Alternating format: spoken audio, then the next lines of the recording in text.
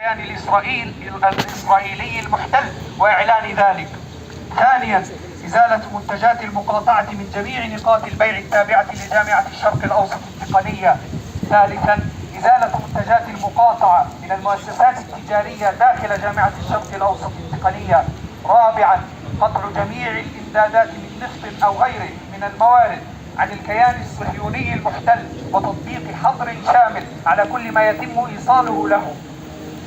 وخامسا وأخيرا، عدم عرقلة المساعدات المتجهة من تركيا بهدف كسر الحصار عن غزة، بل تيسيرها ودعم وأكاذيب الغرب.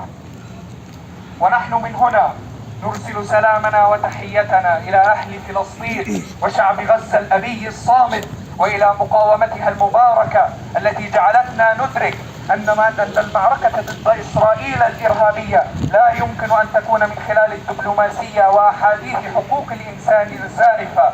ونمد هذا السلام إلى طلاب الجامعات الأمريكية والأوروبية وغيرها وجميع الأحرار والشرفاء الذين وقفوا أمام هذا الطغيان.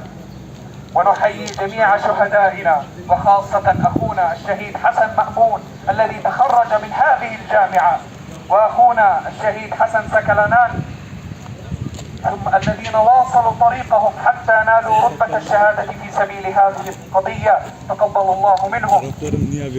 نسقط إسرائيل! نسقط إسرائيل! واسقط معها كل عميل! نسقط معها كل عميل! نسقط إسرائيل! نسقط إسرائيل! واسقط معها كل عميل! واسقط معها كل عميل!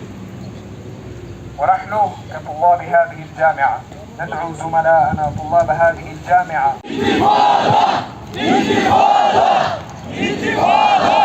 انتفاضة! وأن تردهم إلى ديار المسلمين. اللهم استعملنا ولا تستبدلنا. اللهم انصر الإسلام والمجاهدين في فلسطين. اللهم افرغ علينا صبرا وثبت أقدامنا وانصرنا على القوم الكافرين. الحمد لله رب العالمين. الفاتحة.